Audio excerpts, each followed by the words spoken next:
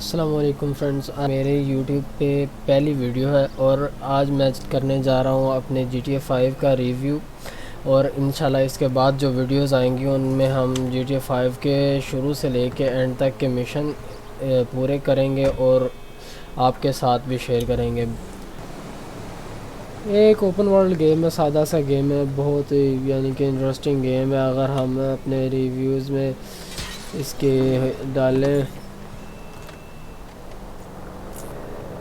आपने GTA खेली होंगी, GTA Vice City, GTA 4, GTA San Andreas. मेरा तकरीबन अगर आप गेमिंग में इंटरेस्ट रखते हैं तो आपकी फ़र्स्ट गेम तो रही होगी GTA वाई सिटी। मेरी भी GTA Vice City first game रही है।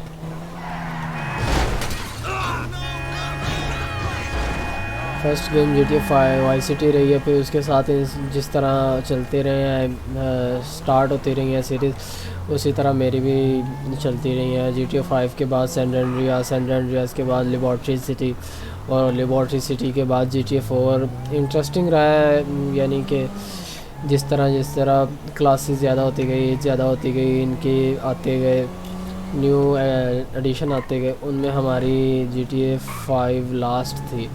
और मैं इन दिनों में फ़ारिग था तो GTA 5 के रिव्यू शुरू कर दिए मैंने। इसी तरह अब आगे चलेगा इंशाल्लाह, पूरी तरह YouTube पे टाइम दिया जाएगा। If there's one problem that open world games usually struggle to overcome, it's the tension between the stories that the writers are trying to tell and the story you create yourself within its systems and its world. What makes Grand Theft Auto 5 such an outstanding achievement is that it accommodates both masterfully, allowing neither to undermine the other. It gives you tremendous freedom to explore an extraordinarily well-realised world and tells a story that's gripping, thrilling and darkly comic. In nearly every way, it is a leap forward in sophistication for the series. He sits on his ass all day, smoking dope and jerking off while he plays that f***ing game.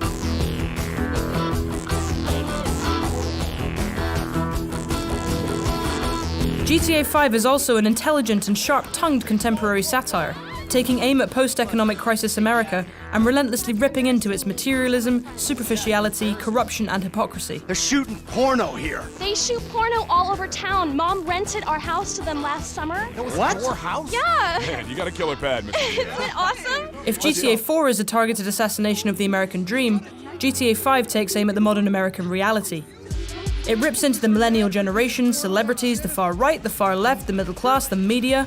Nothing is safe, including modern video games. Go away. What the The attention to detail that goes into making its enormous world feel alive and believable is also what makes its satire so biting. That must feel good. What a proud patriot you are. At the same time, it's immediately noticeable that every aspect of Grand Theft Auto 5's fundamental design has been greatly improved over GTA 4. The cover system is more reliable, the auto-aim less touchy. Cars handle less like their tires are made of butter, though their exaggerated handling still leaves plenty of room for spectacular wipeouts. Grand Theft Auto 5's plot happily operates at the boundaries of plausibility, but its three main characters are what keep it relatable. I was just lost in an 80s movie fantasy. Yeah, I can see you spend a lot of time there. The well-written and acted interplay between them provides the story's biggest laughs and its most affecting moments. And the way that their relationships with one another develop gives the narrative its power. Michael is a retired con man in his 40s who settled down in a Vinewood Hills mansion with a family that pretty much hates him. Mom was right about you. You don't know any better and you can't help it, but you're an asshole. Franklin is a young man from downtown Los Santos who laments the gangbanger stereotype even as he's reluctantly seduced by the prospect of a bigger score. So you giving me a lecture about not being a good enough gangbanger? Who is that? And then... Hello, Missy. well, then there's Trevor.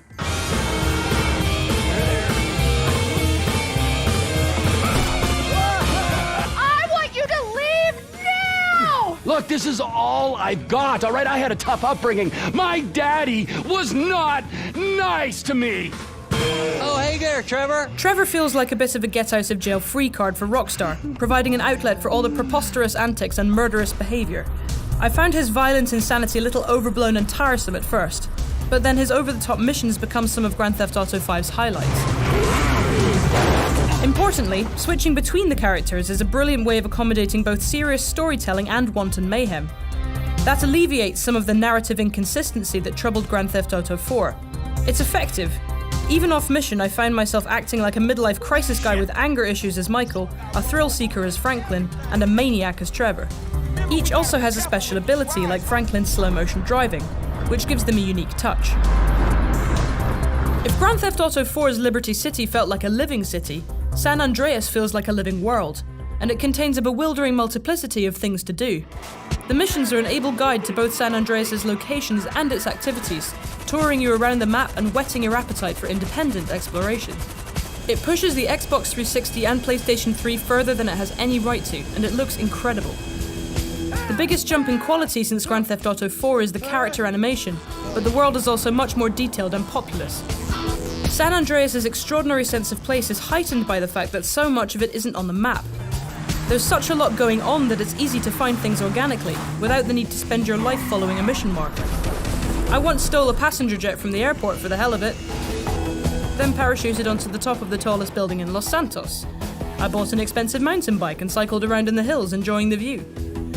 The music selection is also typically excellent, leading to many of those serendipitous moments where you're driving along and the perfect song comes on the radio. These little moments can be captured on your phone camera, which, brilliantly, can also take selfies. The price we pay for all of this is occasional frame rate dips and texture pop-in, which I found became more prominent the longer I played, but never significantly detracted from my experience. For such a gigantic and flexible world, it's also remarkably bug-free. I encountered just 3 minor ones in the 35 hours I spent on my first playthrough. The story that Grand Theft Auto 5 tells through its missions takes full advantage of all this variety beyond the simple joys of driving and shooting.